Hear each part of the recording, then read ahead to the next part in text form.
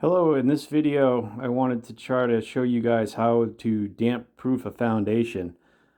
So right here is where we get the hydraulic cement. It's a patch material you use to patch the tie holes, and I'm mixing it up with just water. So you dump the hydraulic patch in a bucket and only make a little bit at a time. You don't want to use a whole bunch at one time because it dries in about anywhere from 5 to 10 minutes. So you only can mix up how much you think you can put on a wall. And so I just mix up little batches at a time. So here I am. It was a little too wet. I had to add a little bit more powder to get the right consistency. It's kind of like a peanut butter, and you want it's going to stick to the wall, but not so wet that it just falls off the wall. So here I am. I just use a putty knife or a drywall knife. I think that's like a 6-inch drywall knife I use. And on this is how you break the ties off. So if you're damp proofing a foundation, you put on an addition or something like that, you just hit them with a hammer left to right. And you kind of want to break the concrete off so it's as flat as possible. It's the easiest way to patch it. And we're going to end up patching the inside and the outside of this.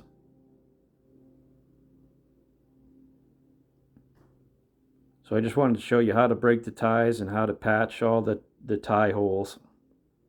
And if you don't patch these tie holes, eventually what's going to happen is they're going to rust out and it's going to leak inside your basement.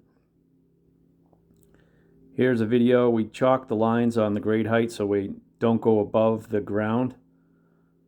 So you're basically trying to profile the ground behind you, and you don't want to go higher than the ground, so we typically go maybe a few inches lower than the ground. And I'm just using a roller that you can get at Home Depot or Lowe's or something like that fits inside the 5-gallon pail of root foundation coating. There's two different types. There's a fibered type and an unfibered type.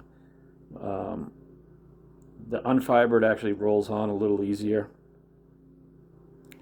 And there's another one of the guys jumping on the inside. He's going to patch all the tie holes on the inside. And what you can do is sometimes if you get this tire that I bought actually came from Aubuchon Hardware, and it probably had been sitting for a while. It was really thick. It didn't even roll on very well. So we end up cutting it with diesel. You put a little bit of diesel in it and you stir it in there to mix it really well. And you can kind of change the consistency of how it rolls on. And what you want to do is you want to coat the whole foundation wall and the top of the footing just a few inches past, and that's what the inspector is going to look for. If you don't coat the top of the footing and you don't go to the bottom, you can sometimes get water on the inside. This is just a crawl space, and we're actually going to put plastic membrane down on the inside and pour a concrete floor after we're done. After this is inspected, it's going to get backfilled, and then we're going to pour the basement. Hopefully this helps you. If you need a tire foundation, if you have any questions, post them down below. Thanks for watching, guys.